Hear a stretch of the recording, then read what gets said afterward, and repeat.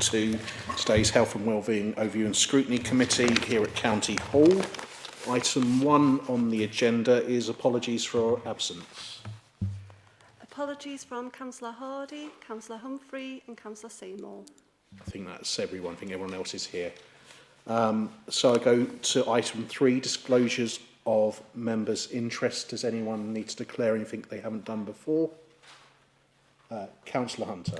Just for clarity, on the Cabinet decisions, a clerk for Branksome Parish Council and Branksom's requesting a loan, just for clarity. Thank you. Okay, item 4 is Health and Wellbeing Board, the minutes of the Health and Wellbeing Board held on the 9th of May 2024 and 11th of July 2024 attached for the scrutiny of any issues considered agreed there. Are we happy with those minutes? Nothing to add? No, thank you. Oh, I've missed something, have I? Oh, right, I've flown away. I'm flying away. I go back to where I was. I've lost my bit of pace. It's on the item 2. Yes, our own minutes. I did think I was going about Health and Wellbeing Board, not our own ones. Minutes of the meeting of the Health and Wellbeing Overview and Scrutiny Committee held on the 7th of May as circulated to be confirmed as a true record and signed by the Chair. Are we happy with those? Yeah.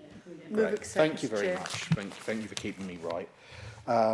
Item 5 on the agenda then is the report of the Community Defibrillators Task and Finish Group, and I'm going to pass over to my Vice Chair, Councillor Kath Nisbet, for this one.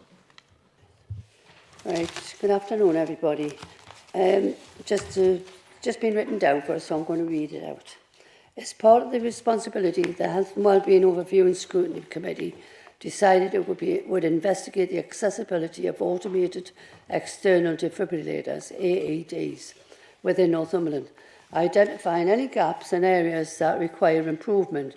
This would involve assessing the current distribution of AEDs and their proximity to public spaces, business and residential areas. The group was established to examine key issues related to the availability, maintenance, accessibility and effectiveness within Northumberland. Our primary aim was to make recommendations that enhance the availability, ultimately improving community health and safety. The Task and Finish Group considered a range of sources and evidence. These sources included existing AED employment data, which provides insights into the current state of the accessibility. The group held an evidence session with NIAS in February 24 and attended the Town and Parish Council Conference in March 24. The conference saw approximately 100 attendees representing roughly half the 147 town and parish councils. At the Town and Parish Conference, NIAS and members of the Task and Finish Group facilitated a stand to talk to town and parish councillors. The group heard evidence and sought information from a range of sources. By considering these sources of evidence, the Task and Finish Group developed comprehensive recommendations that will improve the availability and effectiveness of AEDs in our community, ultimately enhancing public safety and well-being. Is there any questions? Could you direct it to the paramedic that's here? Okay, thank you. Okay, does the committee have any questions on that report? Councillor Hunter. Not on the report, but something that's come up recently. Some of the older defibrillators are now getting to the age of replacement. What is the lifespan, estimated lifespan of a defibrillator, just so that if someone that's been in for, say, 6-7 years, people start to know what to start saving? To that end, all defibrillators have got different warranties. So you get ones that go from 5 years to 7 years to 10 years on a warranty base. But it's just the same as your car. So warranty doesn't mean your car then just dies at 10 years. As long as the batteries are maintained and the pads are maintained and they are indemnity insured by the manufacturer as it's a supported item, it will carry on working as long as the green light is going and the pads and battery are in date. But we would recommend the way technology moves is around 10 years to start thinking about changing that set defib. Thank you, Chair. Councillor Hill. Thank you. I was just wondering about the issue, because obviously getting defibs in places, but most people have no idea how to use them. In Berwick, I've had a couple of offers from groups. One did training for me, and the one we got in the Northern View Club. But it's just, what do you provide training to groups? As a whole, We're for using them. community groups, we support communities, put them in, and for instance, I know you're all aware of Allendale, what happened up there. I'm going up to do a session up there on the 19th of May. I've done sessions there 7 years ago. We do sessions when people buy community public access defibrillators through ourselves. So when we're aware of them, make sure you put it on the circuit, and we'll come up and do an awareness session. And we call them awareness sessions purely to make the public aware of how to use it, how to get a call 999 and the stuff like that. So yeah, we do. We've got a very small team. There is people go out and source it in different ways, but if we are involved from the start, we will go up and do a session in most areas. Okay, any further on that, Councillor Hill? No, I just think is this group and the subgroup, that's something important to highlight, and the opportunities we've got to provide, work with partners to provide training, because there's people who are getting these and have no idea how to use them. And there's some really important things like how serious it can be if you don't stand back. If you don't stand back when you know you can get yourself a cardiac arrest. So I just wonder if we should organise some training ourselves, working with partners to make sure that there's an opportunity for everyone to be trained on them. I think you make a very good point. Councillor Nisbet? I think there was mention about training, and I think that's what you mentioned the last time in it. Paddy were called you, wasn't it? Yeah. As I say, I go into communities quite often and do sessions, and these are offered to communities. So quite an example of what you said, 20 to 30 people turn up to one of the in Swarland, but in the event of something happening, it probably won't be one of those people that actually are about at that time when it happens. So it is a bit chaotic. Our call handlers are always on hand to speak to people. They're health advisors. They'll be telling people how to do CPR, how to use a defibrillator, turn it on. They are quite simple in the effect of how to use it. But you put someone not breathing and unconscious in front of you, then the world turns into a different place. So I think awareness sessions are very useful to all communities. There's a lot of stuff on websites. There's a lot of first aid people trained, ex-nurses, ex-police, ex-paramedics, all about. So, yeah, the more awareness that people are on how to use a defibrillator, but fundamentally how to call 999 and begin CPR as soon as possible is the key factor to any survival. Thank you. And I just to state point B on our recommendations as that inclusion of training as one of our recommendations as part of this report. Councillor Ball. Right, so it's again with regards to that recommendation B, I'm just wondering, because there's a number of countries where first aid and emergency first aid is actually on the curriculum within school as well. And as you've already stated about when you're in that emergency situation, actually what you've learned goes out the window as well. And your instinct takes over as such. But I'm just wondering if there's anything that we can do to support some of the schools to be able to do this within the curriculum.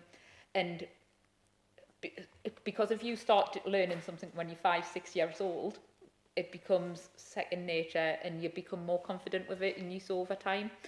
So I'm just wondering if there's anything that we can do to support the schools to be able to do more, because I know there is different schemes with youth groups where the friendly face of first aid, let's say, and what to do, and the fire service do some great training as well for youth groups. But I'm just wondering if there's anything that we could possibly do to encourage schools to pick up on this, to get people from a younger age, so it's not till they're in the workplace, because sometimes it's a bit too late. I believe in the curriculum, by the time someone leaves school, they should be CPR and AED aware. So it has gone through a staged approach, government-wise. There is a thing that happens in October called Restart a Heart, which is a big emphasis on kids' CPR in secondary schools. And if you go onto our website within North East Ambulance Service, there is all the details for that. And that is a global thing. It's just not a national thing. It's October the 16th off the top of my head, but we work in about a 2-week window so we can encapsulate as many schools as possible into that. It's more targeted to secondary schools, and the reason being, to do CPR, you need to have the strength to push down on someone's chest. But schools curriculum, I think, takes in at an early stage just even what is 999, what's your own postcode, and then you are right. The more familiar you are with it, our statistics of 1 in 10 out of hospital survival will hopefully increase to 1 in a lot less than that anyway. And that's all about familiarisation and having the confidence to step forward at any emergency situation and just taking a hold of it, basically. Any more questions or comments from committee members? There's one I would like to make is regarding the guardians and the maintaining of the guardian register, because I think this is something that's going to be key with it, because we all know we've all got community groups in our areas. Sometimes they keep the same committee for generations, and sometimes their committees change quite regularly, and people forget what they're doing, and you know, some committees are very good, some aren't so good, and the guardians change and the organisation changes.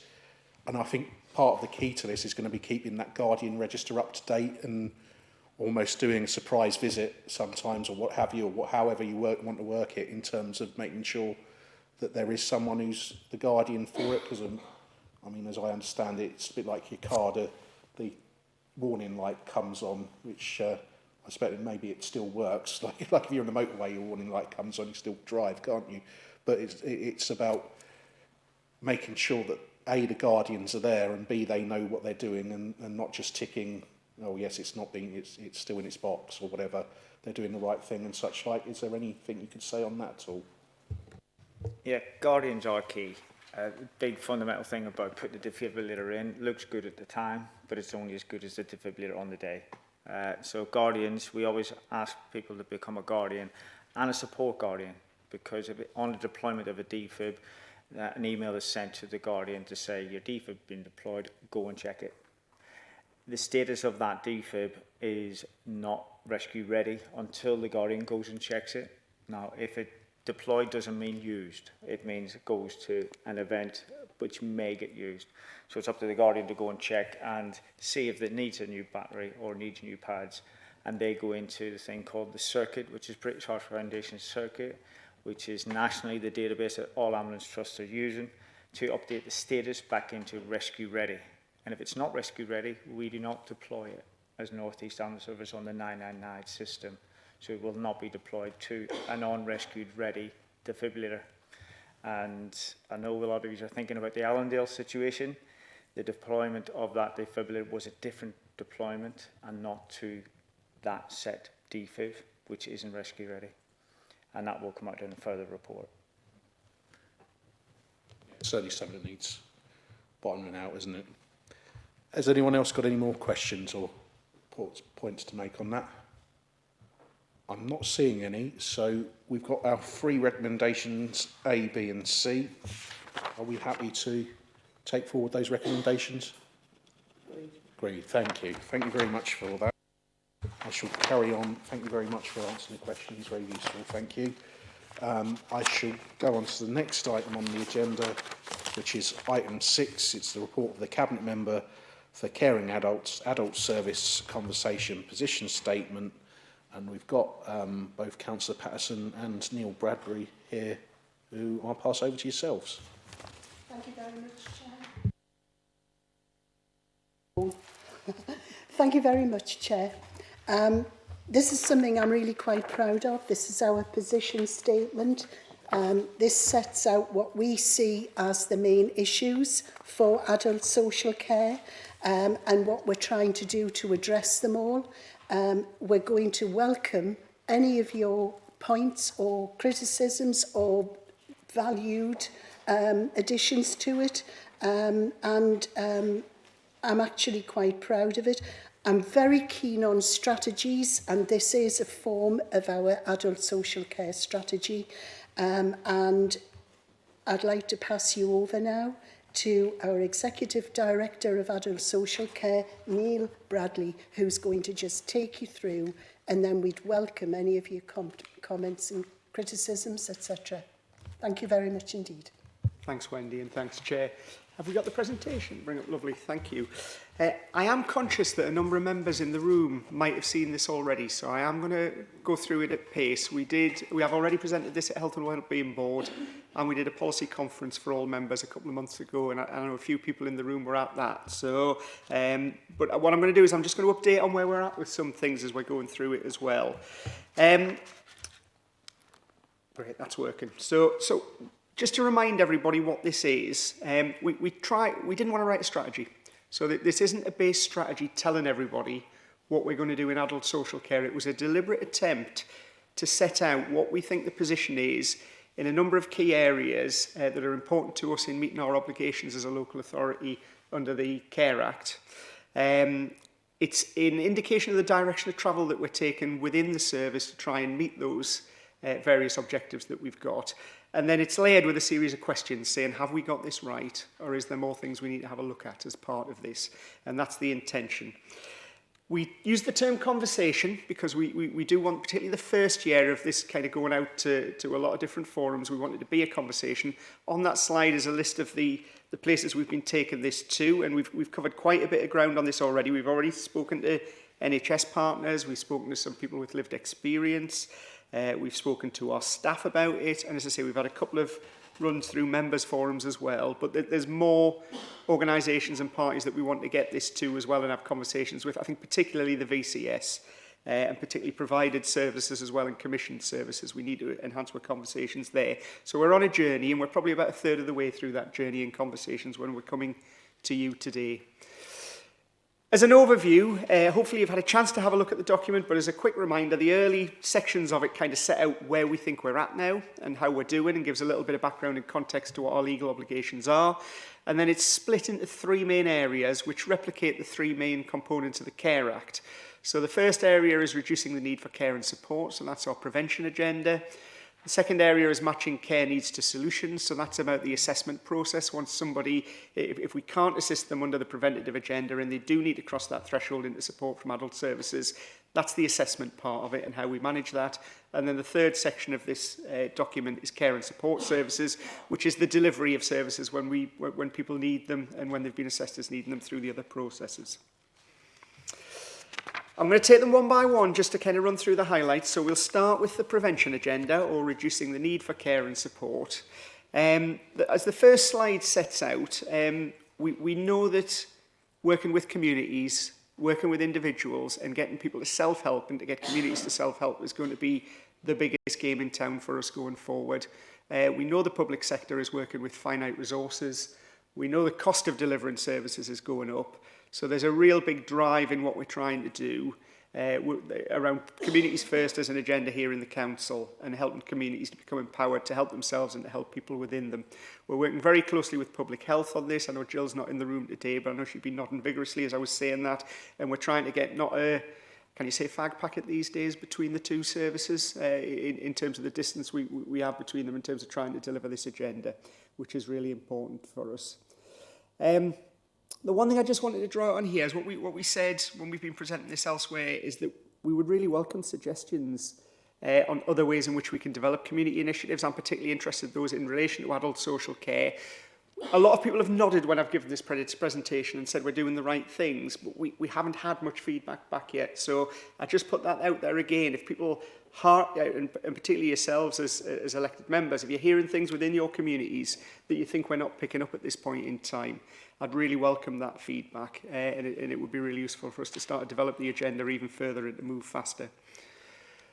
Within the preventative agenda, housing is going to be a really big thing for us. And the second slide that I've brought up here, I think you got the slide pack as well, is in relation to housing. We are investing a lot of time and effort in developing housing solutions. I know very close to Wendy's heart, we've got some bungalows in Blythe coming online soon around dementia, but it's a much bigger programme than just a few bungalows in Blythe. We are looking at significant extra care schemes right across the county, and we're having success on some of those, and some of them are proving a bit trickier, but we're driving hard to try and get an expansion of extra care housing right across the county. We're also looking at supported housing. People, particularly with learning disability and mental health issues, really benefit from independence in their own homes, in their own flats, in their own units. So we're trying to increase the housing base that we've got to that and working closely with providers for it.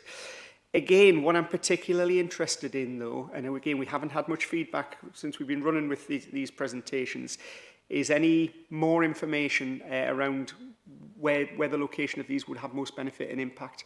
And I don't mean anecdotal information, I mean solid information that we can dig into around numbers, locations of older people who may be tempted into these sort of premises. The more we can gather people, the more efficient it is to get resources into them.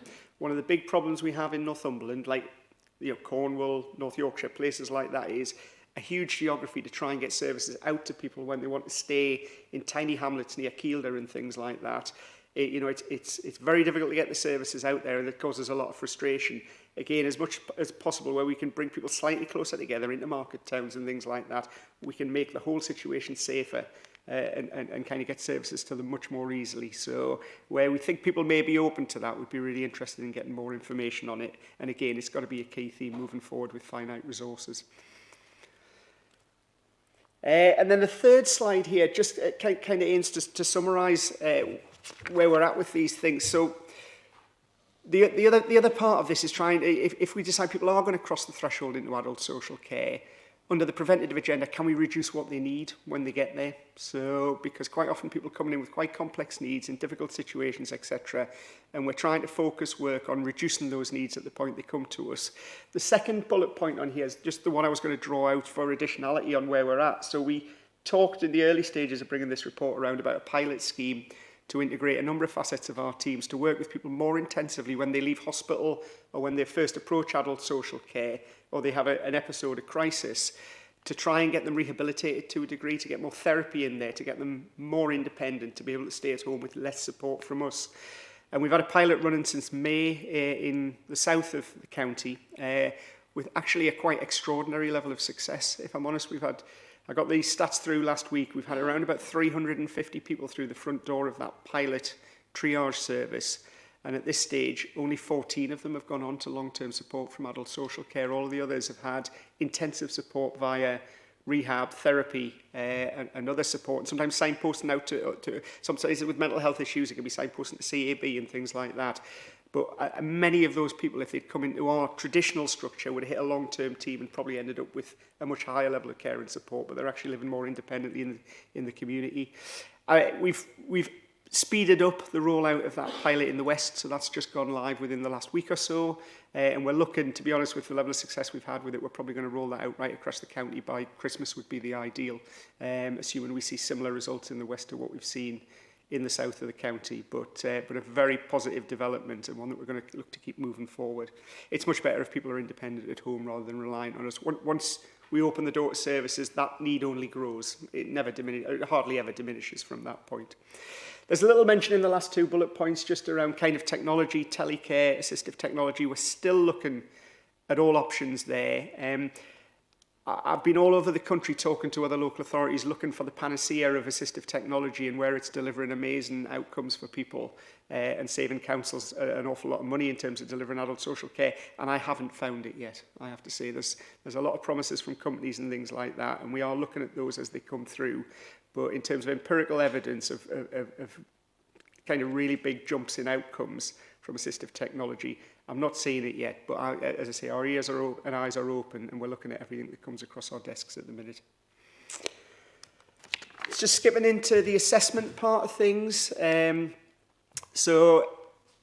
Information given is key. So once somebody crosses the threshold to actually be assessed, we're looking at the quality of information that we're giving people at that point, and the quality of information they can get before they actually hit a care manager or a social worker. Our website is much improved. We've invested a lot of effort in that over the last 12 months, but it ain't perfect yet, and far from it. And actually, I think we've got a meeting coming up in about a week or so's time, haven't we, Derry, with some people with lived experience who are going to be kind of mystery shopping into our website and having a look at where the gaps are. So we're not just staring at this ourselves, we're using people who are at the nub end of using it to find out where those gaps are. And again, we would welcome comments generally. I won't take it as criticism at all. We know it's not perfect, But the more people can assist us with understanding the areas that we need to prioritise in terms of improving that information, we will do that.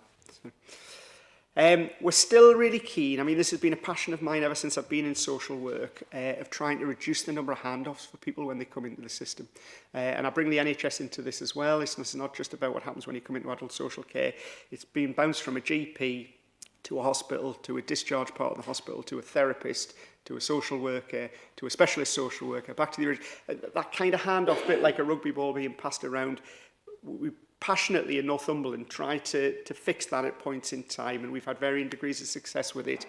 But that push is happening again now, and we're looking at another restructure of the teams within adult social care to try and minimise those handoffs and to make sure that a key worker really stays with somebody as they're going through the system and they get a single name point that they can work with who can help them. I mean, you might have to see a physio, you might have to see a specialist at points in time, but you need a core person to come back to be a key point of contact. And again, you know, any examples of where that hasn't worked well for people are really helpful to us. And I do get that from time to time, but you know, more proactively, if people could pass that through, that would be great. There's then, obviously once you've actually got to the social worker, we get to the assessment process, we know it can be a bit cumbersome.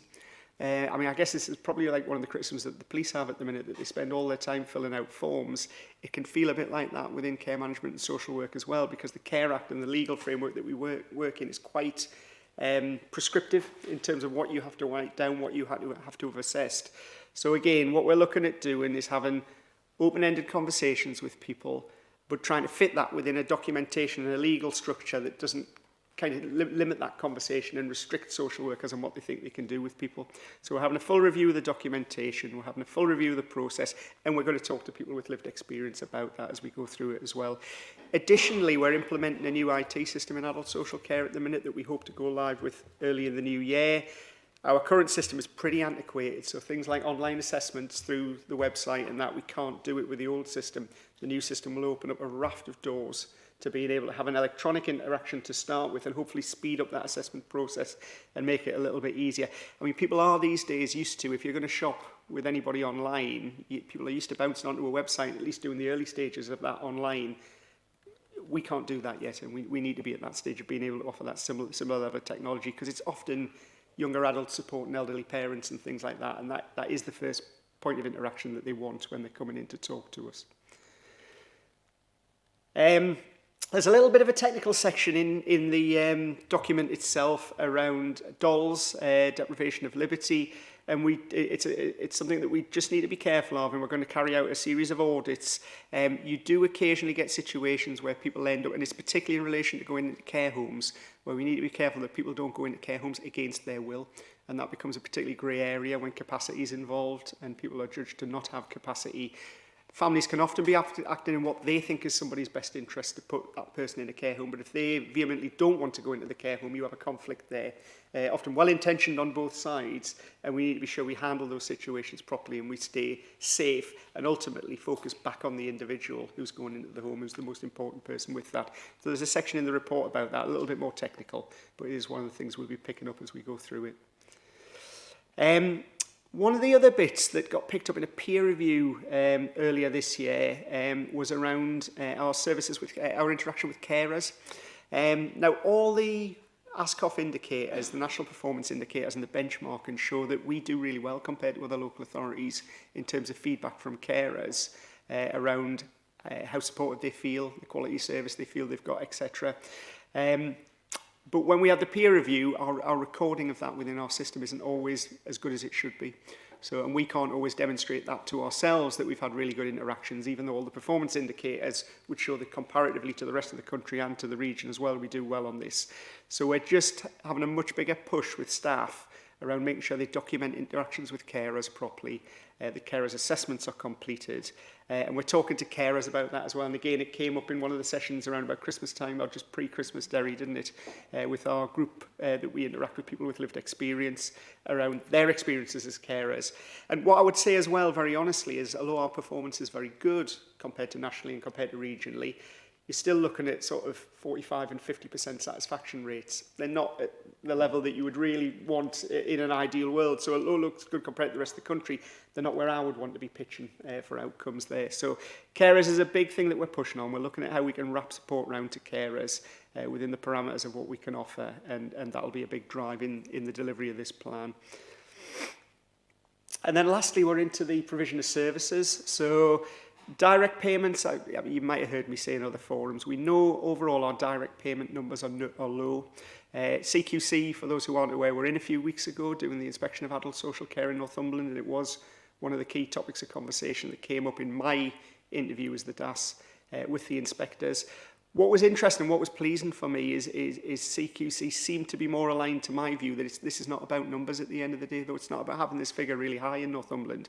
It's making sure that those people who really could make most use of a direct payment and would find that as the optimum solution to deliver their care needs, that they have the opportunity to do that. So that was quite heartening to me, and that is definitely what we're trying to drive here.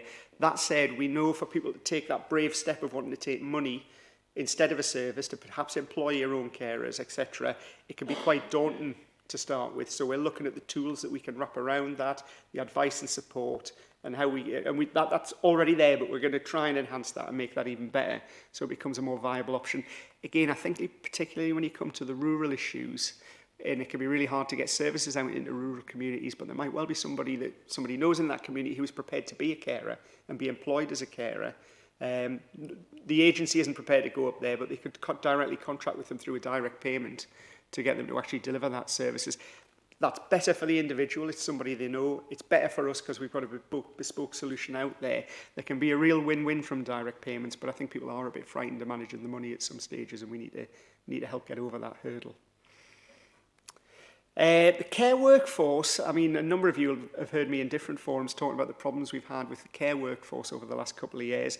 The situation is as good as it's been since pre-COVID now. So all of the various mechanisms that we put in place, including wage rises, training and support to organisations, recruitment of overseas workers is a big issue as well.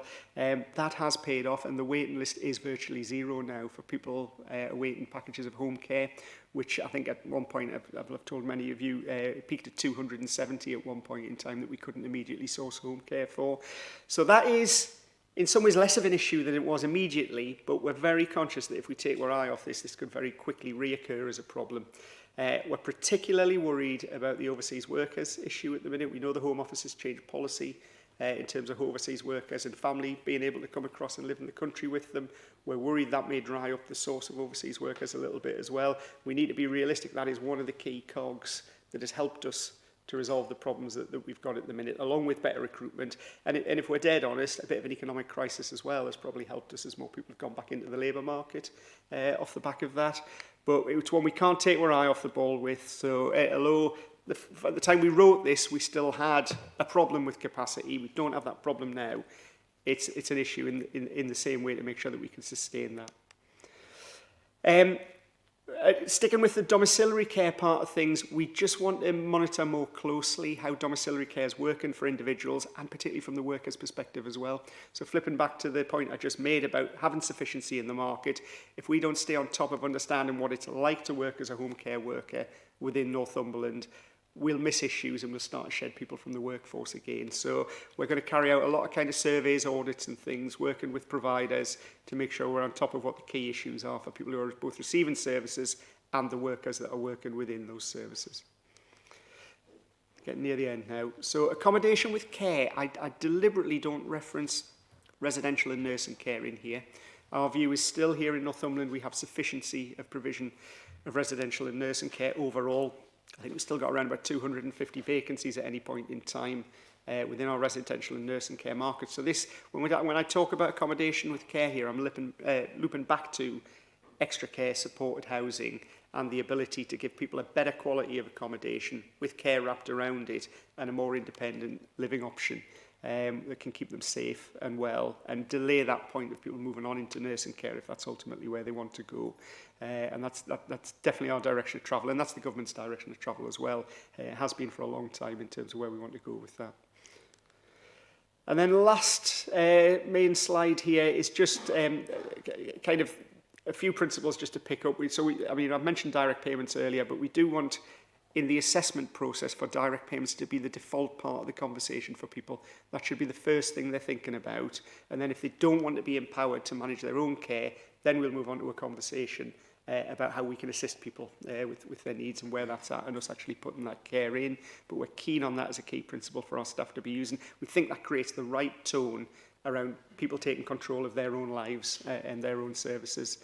There's a little mention, I haven't mentioned shared lives there, but that is a really, really positive outcome for people, particularly with a learning disability, but not exclusively with a learning disability. Shared lives is basically adult fostering. So it's the equivalent of what you'd think of as children fostering, where somebody goes to live in a family home rather than in accommodation on their own or whatever, when they have higher levels of learning disability needs. And it works really, really well when we get that right. So we're looking to try and expand that service. And then the last question just layered in here is that we know we're not always brilliant at finding ways to meet unusual needs. I mean, as an example, we had a bit of criticism earlier in the year around availability of respite for people with dementia. So we're piloting a new block-funded dementia provision somewhere in the county to see if we can get round some of those problems. I mean, the point I wanted to make with that is where we identify issues, we will try and tackle them. And if you're aware of issues, particularly around unusual needs, often with people with more complex needs, let us know and we'll see what we can do with that. So, but we do try to plug those gaps whenever we get them. And that's it in terms of a summary of that's a whip through what's in the document. There's clearly a little bit more in there when you read it at a slower pace. But just the last questions to sum up for the board or for the committee is what else should we be thinking about if you think we've missed anything there? Is there anybody else I and my team should be talking to? How else should we be exploring these issues? And if you think of anything after the meeting, I mean, all of you have my contact details anyway, so I'd be more than happy to have a conversation or communication from you. And I'll stop there if that's okay, Chair. Okay, thank you very much. Does anyone on the committee have something to raise? Councillor Chicken. Thank you.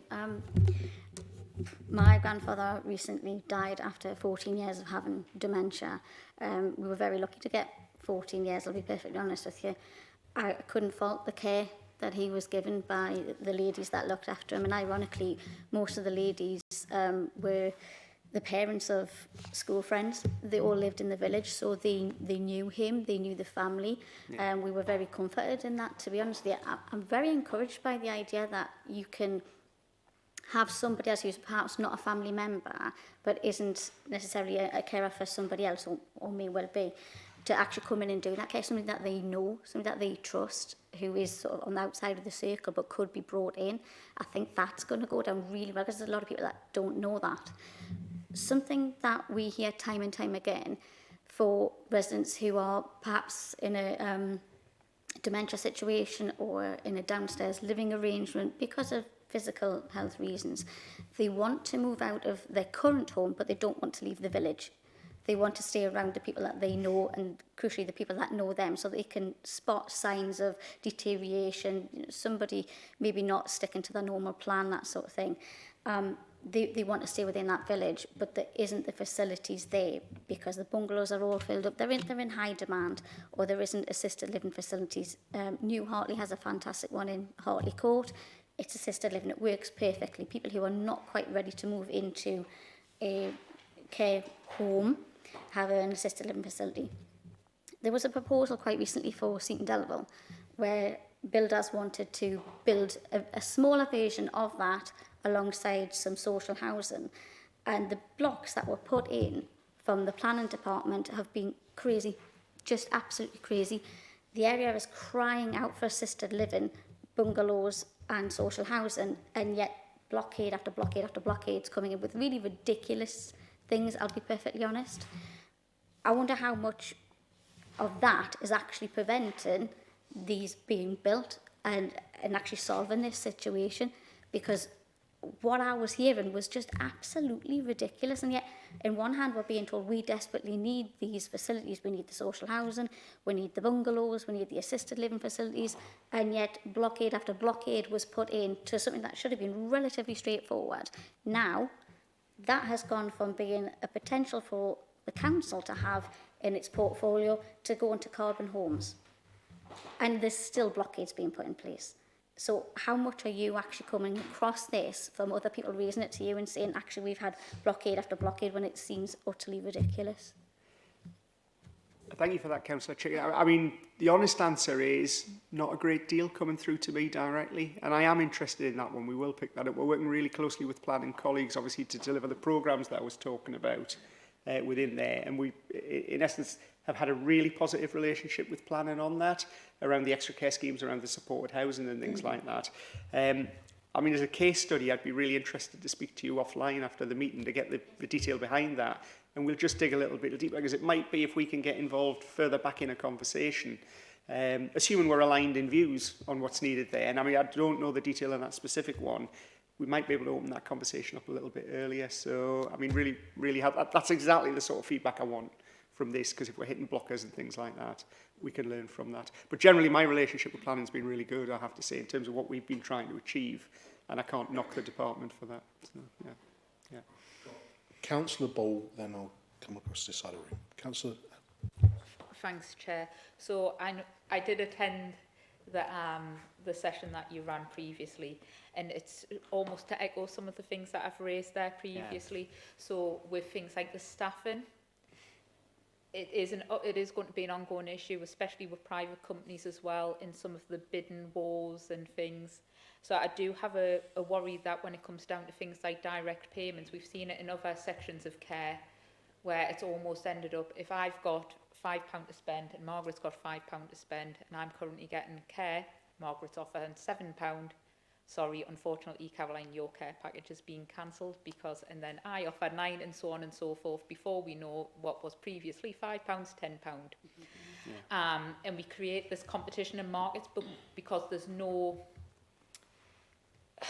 like, almost somebody holding them strings back, how do we make sure that that doesn't happen with either the direct payment system, or more for us as well, because we've already seen in other parts of the care, because companies that make a profit like to make a bigger profit.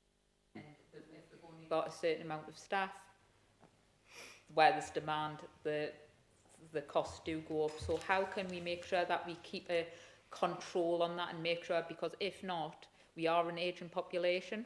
A lot of people aren't having children, so don't have family to be able to help with their care needs in 30 years' time. How are we going to make sure we get the hold of them reins as quick as we can, because it will come down the road very quickly. Communication, if we're putting more in the hands of the community and voluntary sector.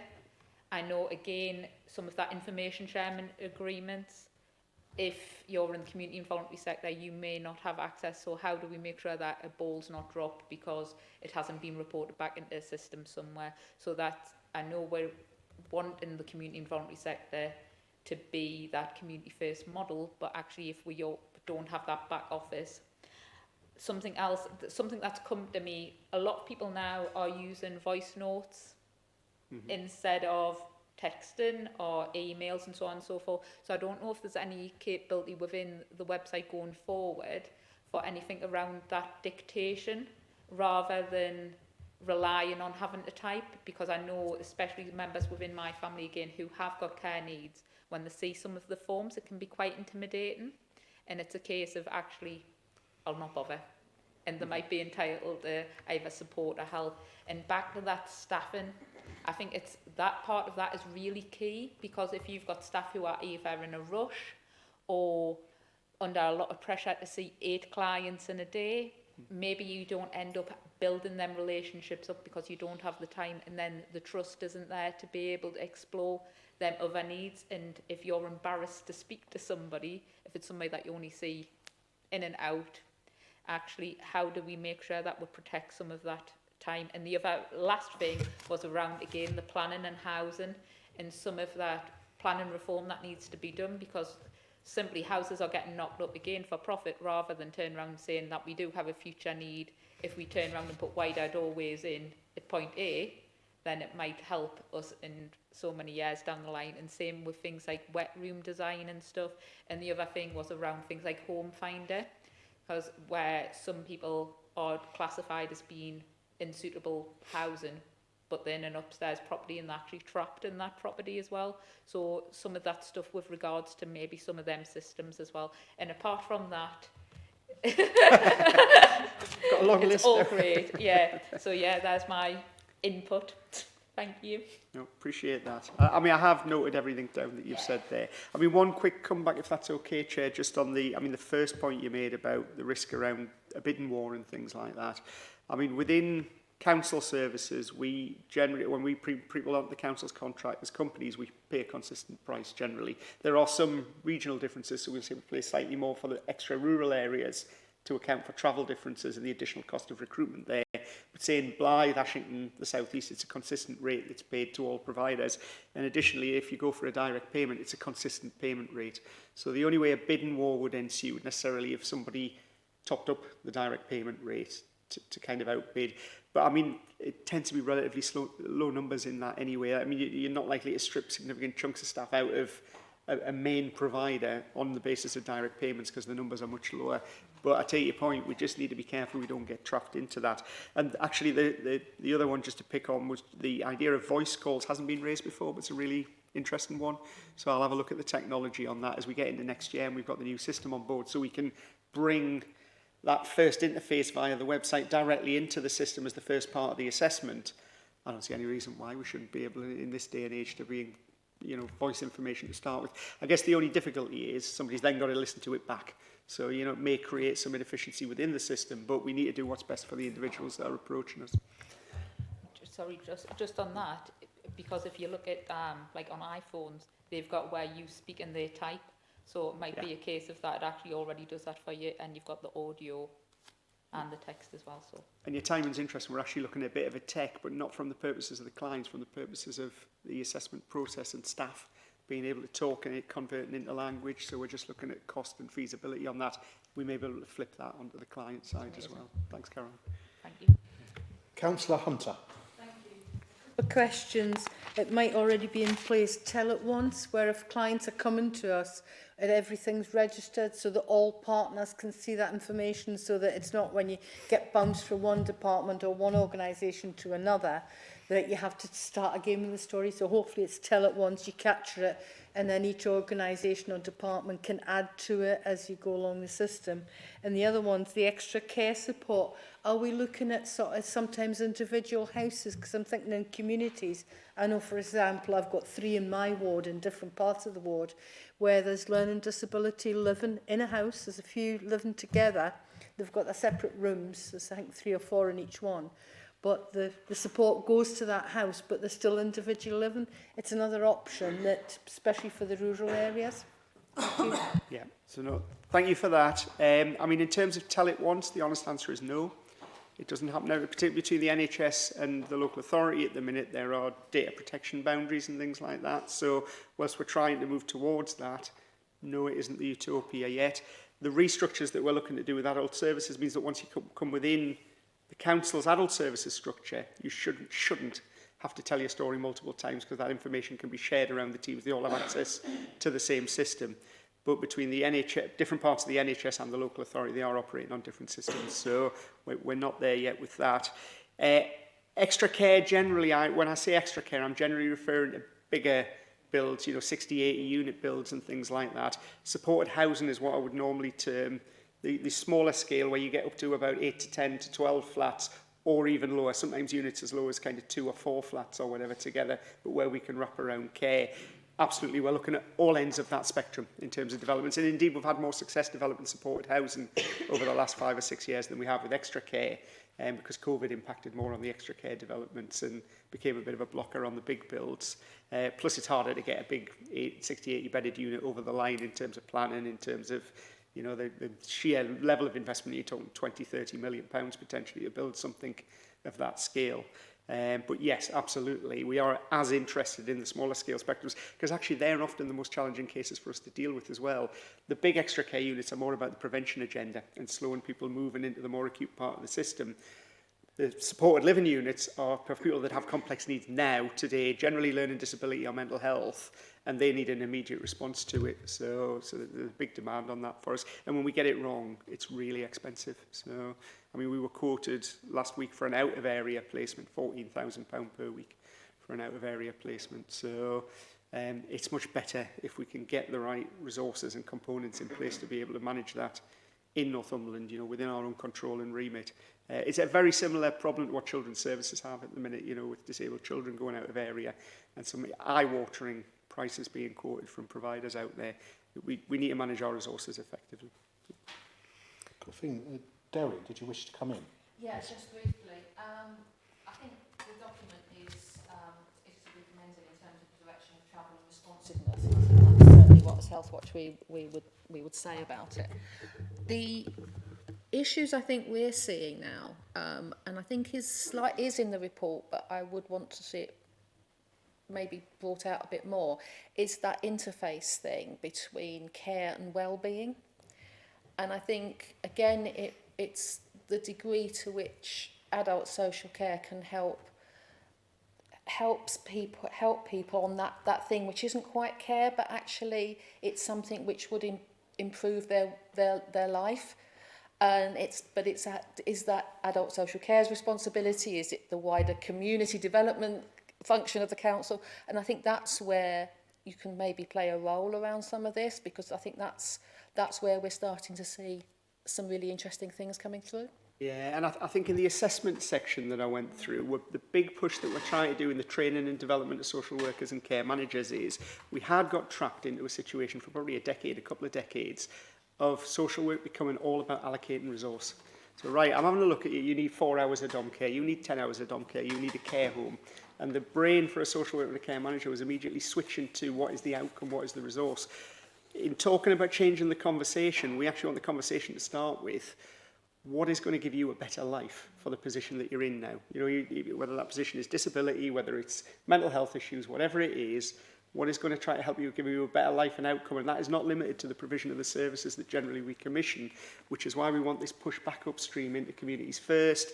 You know, for many people coming with low-level mental health issues and approaching us, they need a purpose in life, and actually getting them linked up to a church group, a social group, a sports group, something like that, because there isn't physical disability and need there. But if we don't do something like that, they are going to be back to us in 12 months' time, back to CNTW with significant mental health issues, possible suicide risk and things like that. And it's trying to catch those sort of things earlier and give, you know, I mean, for somebody in later life, you know, I mean, it's given somebody a sense of purpose in life at the point when they're starting to lose hope that they're offering anything back to society. That's the level of conversation I want my teams to be having with people at the start. And that comes back to that well-being. It isn't just about sorting out your physical problem or an episodic fix-it solution.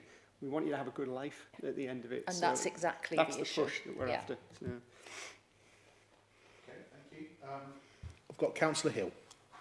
Thank you. It's just following on really with what Eve and Isabel touched on and about housing. And I think, I mean, I've asked at least twice saying the council should declare a housing emergency because of the various aspects to it. And every time I see a document or statement, when we're talking about quality, poverty, care, there just isn't enough about housing. That's not to say there isn't, but just because how serious the issue is. And obviously talking particularly about care needs, which are developing care needs because of their age. But, you know, we think of more younger middle-aged people who are homeless, but it's really an increasing amount of older people who are homeless or inadequate housing. And just that navigating the system. I mean, you know, as a councillor, somebody will talk to you about getting road resurfaced or how the bin collection system, and you just know it. You can say, this is exactly how it works. But whenever I'm speaking to anyone with housing teams, they're just like, how does someone find a work? Just explain it to me again, because it just shows how complicated it is.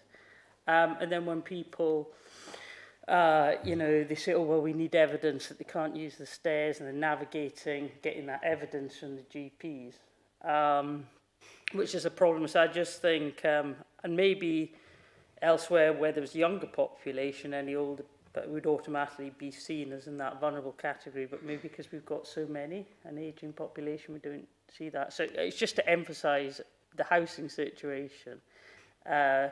for older people. And just a couple of quick, the 2 sites in Berwick that have been earmarked for extra care housing, how are they going? I mean, I know there's some...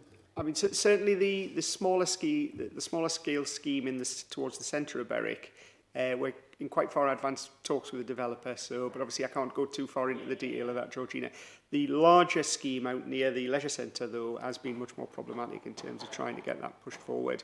And we are finding it tricky at the minute. I think we've spoke to 4 different housing providers now over a period of about 4 to 6 years on that one. And we just can't quite get anything over the line. But it's ongoing. We haven't given up on it yet. But is that still identified as a good... You still see that as an ideal site for we it? do from our side, but as yeah. a development site, it's not proven, attractive to developers to want to invest in it. That's the problem. So, but we are continuing to push on that. Okay, I've got Councillor Nisbet. Right. Mine's just more about the carers, really, and I'll still bang on about this. You've got carers that work different patterns in the day.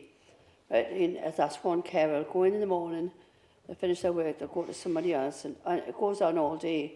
Now, to me, I just believe that if that carer is going to go in the morning, it's like splitting the shift between them. So rather than one coming in, going out, you have a 2 system, or a 3, because you've got a carer that will go in the morning, then somebody else will go in, and just to keep it like it's better for the client, I think, because they get to know them more, and it's the way they work. So I think they work more efficiently that way. I mean, I've got an elderly lady across the road from me who gets a carer going every day. They'll go in the morning, probably give them breakfast for 10 minutes, go back in at dinner time, somebody else will go in at dinner time, somebody else will go in on the night time. And I just think if you can make the pattern better with the same carer going in, so if it goes on a shift work, I think it would work much better for people and for the carers, really. And also on the case of giving the clients the money to look after themselves, there's banks going to be closing in Blythe. I don't know where else they are, but I'm talking about Blythe here. They're going to be closing in Blythe. So it's how they're going to handle that money themselves, you know what I mean?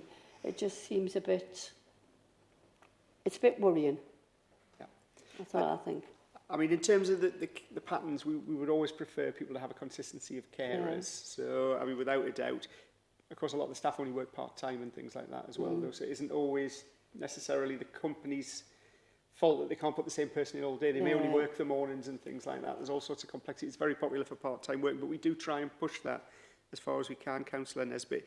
In terms of the bank closures, I mean, generally employing your own staff using a direct payment, you wouldn't be drawing money out of the bank to pay people cash in hand. We've got payroll companies that we work with that would actually support somebody to manage a direct payment to pay individuals and that. So the money would never actually go through your hands. No. It would happen in the banking system in the background. And there's surprisingly few things now, I think, where cash is needed generally instead of service. So I don't think that's a big issue. But since you've raised it, I will check that out and just make sure that's not actually manifesting itself as a problem. So. To be perfectly honest, I think it is a bit of an issue because them banks are closing in Blythe and all the people are expected to go to the bank to get that money out of the system, and that bank's not there. Post office, yes, they're going to be going more to the post office, but that's putting a lot of pressure on the post offices then. So it's just, it's like a catch-22 really. Yeah. I mean, we need to come up with solutions that work for people though. So, I mean, I can't stop bank closures, obviously that's a commercial decision for the company. But if people can't access the money and they need to, we'd have to come up with a workaround for that. So, Okay, has everyone had their bite of the cherry on that one? Thank you. I'm sure you'll take all those comments back, and thank you very much for that. Without further ado, I will move on to the next item on the agenda, which is the Health Watch Northumberland Annual Report 23-24, and I'll pass over to Derry. Thank you very much, Chair, and thank you very much to the committee. As every year, we're delighted to present our report to you, which hopefully you've all got now and seen. So I thought what we would start with is the front cover, because it's called The Value of Listening, and that is the national theme of Health Watch in this past year. But I think it should be our title and our theme every year, because that's basically why we exist. We are here to listen, and that has to be our first and always work. Move this on.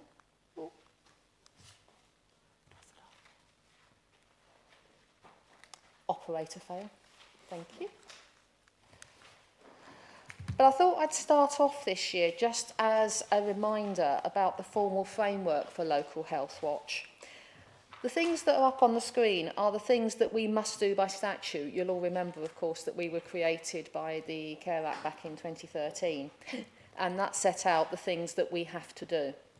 And these are the things that our annual report should be able to show you each year that we are doing.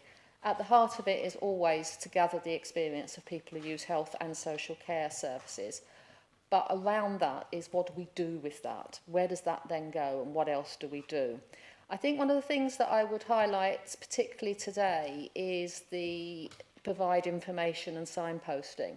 Because I think that's something that perhaps people aren't aware that Health Watch have to do. People think it's what we do, but actually we have to do it. And it's also part of the way we gather people's experience, because the questions they ask us and the things they come to find information about also highlights to us where maybe there are gaps in services. So that's a really important thing for us, and something that I think we're putting much more emphasis on. Each local authority must commission a Health Watch function. Not an organisation, not a structure or whatever, but it has to commission the function of a Health Watch. And just a reminder that Health Watch Northumberland is actually delivered by Adapt North East, and that is so Adapt North East, the contract holder. And the model that Adapt North East has adopted is where it has set up a board which its sole responsibility is to set a strategy and an annual operational plan with priorities. And the reason that's important is because the thing that it has to do, that we have to do, is to flow information from individuals up through the system and ultimately up through Health Watch England and ultimately up to Parliament. So there has to be that golden thread, that flow all the way through the system. And so having a board whose sole purpose is focused on having those strategies and that strategy and that plan that does that is really, really important. When I said that each local authority has to commission a function, we continue to be grateful to Northumberland County Council for the continued level of support. And the reason I raised that this year particularly is because we know that other local health watches haven't been so fortunate. And so we are very grateful that we've been able to continue our work and at the continued level of support. And that is really important and underpins everything that is in the report. Obviously, we draw in additional income for projects. So we've got the core contract, but we're also drawing in money for projects. And this year, the Integrated Care Board formally recognised the importance of Health Watches by supporting the 13 local health watches in the North East and North Cumbria, by supporting them as a network so that we can work together and to bring our experience, what we're hearing, into those places, both at local level, so now for us that's Northumberland and North Tyneside, but up through the whole structure of the ICB, up to the Integrated Care Board itself, where we have a representative sitting. So again, it's about that flow of information through networks, flowing it up. We've also, we're very pleased that Northumbria Healthcare as well is also supporting us and Health Watch North Tyneside for 3 particular pieces of patient engagement as well. So again, it's about saying, you know, it's the value, I think, that people are putting on having an independent voice, because that's what we're here to do, to amplify that voice. So hopefully the annual review, the annual report shows how we have fulfilled our statutory functions, and we're obviously, I'm happy to answer any questions about any of the work highlighted in it. Particularly want to highlight the work on health visiting, because that wasn't an issue that was on our agenda when we first set our operational plan last year. And I think it shows the importance of listening and being sensitive to what you're hearing. And that project grew out of another project, which was our work in Blythe with parents, and we started to just hear a few bits and pieces about health visiting services. And so we thought, well, no, let's have a better look at this, and we did. And I'm delighted that Harrogate and District Foundation Trust has responded very well to the report. They've put together an action plan around our recommendations, and we're meeting with them in the next couple of weeks to see how that's going to pan out and how that's going to change. I would be very pleased that this Overview and Scrutiny Committee, and probably Children's Overview and Scrutiny Committee as well, would probably want to come on the journey with us around that action plan and see what's happening. But as I say, once we've seen what the action plan from Harrogate and District, happy to discuss that with you. And I think it was also intriguing to see that a report from our colleagues in North Yorkshire, Healthwatch North Yorkshire, had a similar experience as well. So it's similar themes. So it wasn't that it was a particular issue in Northumberland. I think it is that issue about, it's a wider issue about coming out of the pandemic, how services are provided, changes happening at pace, and how people respond and what they understand by services. And I think it was a really good example of that.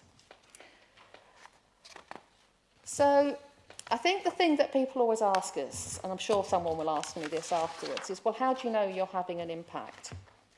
How do you know you're having an influence? And it's always tricky, and because basically the timescales can be quite lengthy of change. We're talking about big institutions by and large. We're talking about the council. We're talking about the NHS. You know, we are talking, in some cases, we're talking about commercial companies. It's a big, so change takes time. And that's why we were therefore really pleased last year with the quick response from NHS England about the vaccination programme. That was a really good example of where, because we had the relationships, we knew who we could talk to, we could pick up that phone and say, oh, this has come up in Annick, people are feeling a bit, not quite sure when they're going to get their vaccination, what can we do? And we were able to bring that to people's attention, and better communications got out. And we were basically jumping up and down in the office. We were so pleased that it happened so quickly, because it was, something that people were worried about, and we got that information out there. I think the issue about the work in Long Houghton and Harbottle epitomises the importance of engagement and listening. Both communities spoke up and were very clear about their views and their expectations, and speaking to us, wanting us involved, and all of those things. And I think that, and Northumbria were very clear that they wanted us involved in the process as well. And I think we should commend both Northumbria Healthcare and Annick Medical Group for listening in those circumstances, because it wasn't a foregone conclusion, but I think it really shows the value of listening. It underpins what the title of the report. One of the things I would say, though, is that increasingly we are finding that the important point for us really is that our function to, again, it's set down in statute, to influence the improvement in care can mean influencing to maintain or not see a deterioration in care. And I think that's as important, because I think sometimes we say, well, did things get better? Well, no, but they didn't get worse. And I know that can sound quite a negative thing, but actually it's quite a positive thing as well. So we actually help to maintain things. Moving on to some other work we were quite pleased with, and again, signposting and information. We are pleased that our cost of living leaflet was taken up so enthusiastically, excuse me a moment, by many groups and agencies, and we're on the third reprint, and delighted that the Council's Poverty and Hardship Group funded the cost to produce it in 6 community languages, because we know from engagement with different communities that the barrier that they have in accessing services is they don't know about them. So that leaflet, now in different languages, people can find those sources of help, and that's just, you know, very, very straightforward process, and we're very, very pleased that that's happened. And again, if you've not already got copies of that leaflet for your surgeries, I'm sure we can provide one and go into a fourth reprint, which will be pleased. So we obviously had to delay publication of 2 key reports from last year. One was about the new roles in primary care, which tries to demystify the new and additional roles, and also the reflection on giving feedback or making a complaint about primary care. Now, we are under no illusions that both of those things are hard. They are really, really hard things. And what we wanted to do by doing those 2 pieces of work was to attempt to bring some positivity into the conversations, because we know that primary care is obviously a primary concern to people, but it's also important that people understand and are aware of what services are there, but also sometimes how to give feedback is also part of, you know, it's their right, it's part of, you know, the NHS constitution, it's what they're there to do, but to know how to do that is really, really important, and sometimes it's not easy. So we did that in a spirit of positivity. Our volunteer group, I have to say thank you to them, is growing and deepening their involvement with us, and having done the required additional training, they joined staff and board members on 3 enter and view visits to some of the county's care homes last month. This was something, again, it's one of our statutory powers, that we have the power to enter and view places where care is provided or healthcare is provided. And I have to say, it was really interesting. We thoroughly enjoyed it, and I think the homes did, and it was great meeting residents. Those reports will be out in September. Obviously going to talk to Neil and his team, but should say thank you to HC1, who is the provider in this case, for you know, supporting us to do those processes. And I think I think it was really interesting for us, because like any sort of process like that, where you're going and you're listening and you're looking and you're thinking, yes, there was always individual things, but the thing about Health Watch is that our emphasis is always about the system. How is the system working? And I think one of the things that will come out, which is very much what we will want to talk about further, is that there are some systems issues that we sort of saw, and thinking, well, actually, that's really important, that's not just an individual problem, that probably happens in other places as well. So again, it's just being there, hearing that, seeing that, reflecting it was very important. So, for the next year, when I say the next year, I mean this year, because we're currently in the year, we will continue to do the things that work. We will continue to do the things that are proven. Our online sessions, our here-to-here sessions, and our monthly reports. We'll tweak them, obviously, as we always do. But again, I would say to you as elected members that they are a good source of information for you, but they're also sources for you to put stuff in as well. So I would class our monthly reports, for example, as like word on the street. Stuff that we're hearing, does it chime with you? If it chimes with you, let us know, because that's really, you know, it's that bringing stuff together, isn't it? The other things that we will be doing this year, Neil's already spoken earlier about the Adult Social Care People's Panel, and that, I think, has brought together a really enthusiastic, dedicated group of people, and we're looking to expand that, because I think it's a lively and productive forum, and I'm really pleased because I think Neil's team has responded very positively to that, so I'm really pleased about that piece of work. The big news is that our annual meeting this year is in Berwick, which elected members from Berwick know, on the 23rd of October. We move our annual meeting around the county, and this year we're in Berwick. And that is very much drawing on work that north of the county is one of our biggest areas that we hear from.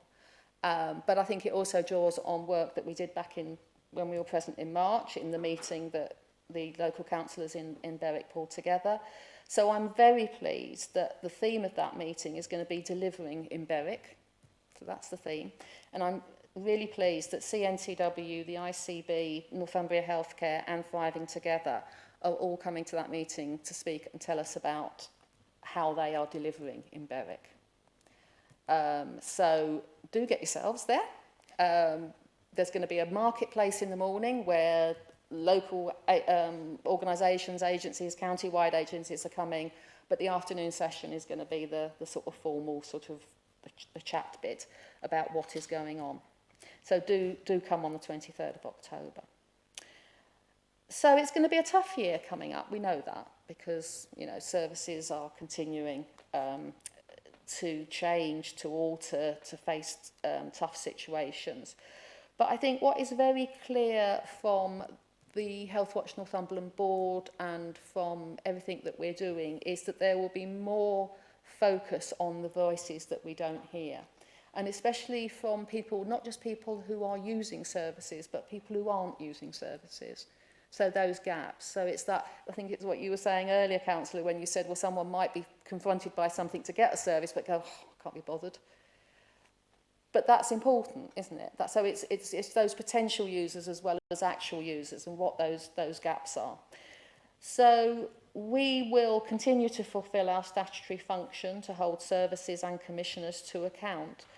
But we will do so in the way that we've always operated, in partnership and recognising our respective roles and the challenges. On the screen, you'll see some of the bits and pieces that we will be doing.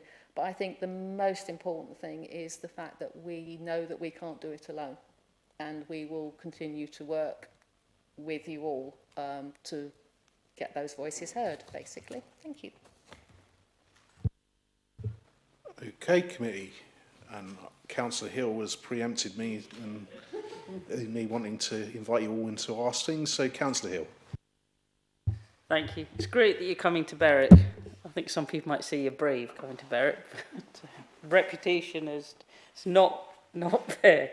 I was just going to ask, we have, and you obviously sit in these meetings, and it feels like Groundhog Day when we have representatives of the NHS coming to speak about various issues.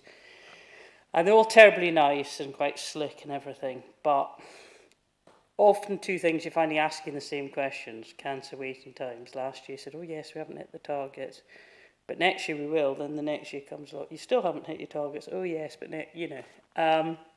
And you sometimes sit there and you ask the questions and then you get back to the point, there's fundamental problems in the NHS, fundamental need for reform. So it's not just an issue with one GP service. So there's not a need for a bit of initiative here or just throwing more money at it. There's some fundamental problems. You sometimes just sit back so frustrated thinking, the NHS, in certain aspects, almost feels like it's beyond reform. This reform needed is so profound. And the NHS staff themselves, you can tell sometimes they have sympathy, but they can't sit there and say, you know, say what we're thinking. And I was just wondering with Healthwatch, with what you do, and the fact that you're funded by the government, how, because I don't really see too much of making recommendations and things for the fundamental reform that is needed. So I just wondered what your response was to that. Yeah. I think this goes directly to the thing I said right back at the beginning about the flow of information. Because we, at local level, would say that our focus is the art of the possible. So what can be done by the people who are here and currently delivering, because that's the sphere of influence. The important bit of it is when it flows up. It's when it goes to Healthwatch England. And I think if you look at some of the things that Louise Ansari, our National Director, has been saying in the last, well, certainly the last year or more since she's been in post, but certainly in the last year, they are very clear about challenging for fundamental reform and challenging things around, like, you know, the wait times and all of those things. But she can only do that if the members of the network, i.e. us, are actually out there gathering the information, getting the feedback, and actually saying, this is the impact it's having. And I think if you remember about the dentistry stuff, all of that stuff from Berwick was passed up, and I think she actually drew on the stuff from Berwick when she was presenting to the Health Select Committee.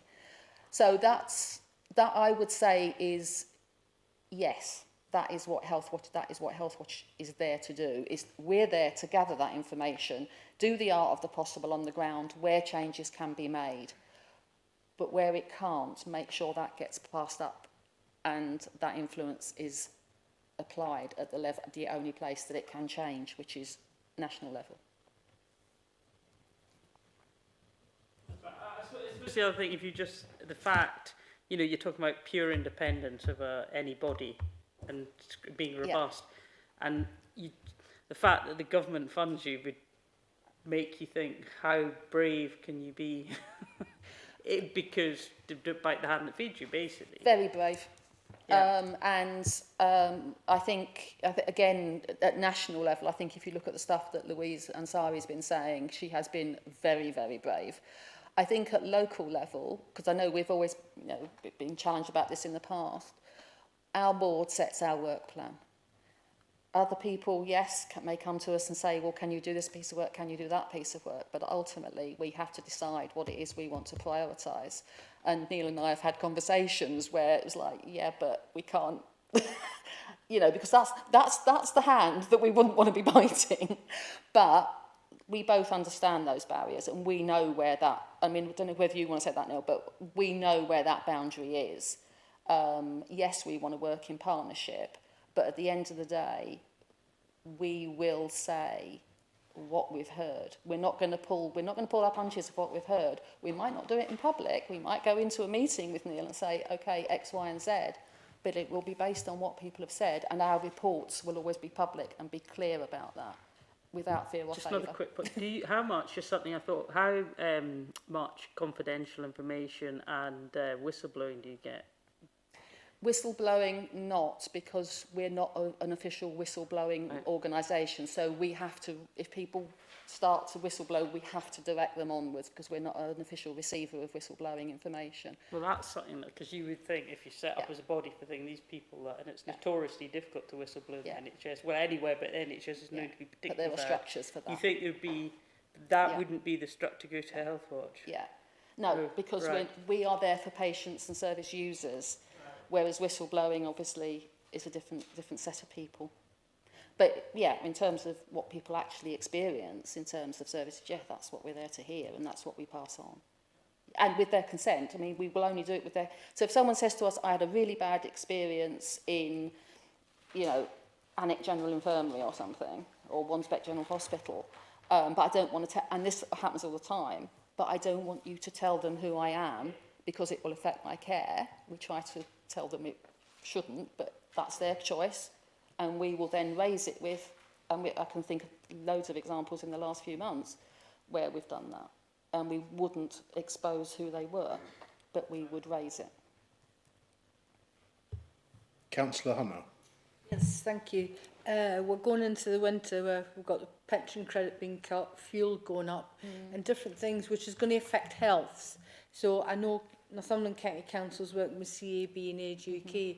Is health work going to work with it? It's getting the information out to people, but picking up the issues, and hopefully, because if your funding gets cut as a household, doesn't matter what age it is, health gets affected because you cut corners, you know, and just making sure that we're all doing a joint up thing.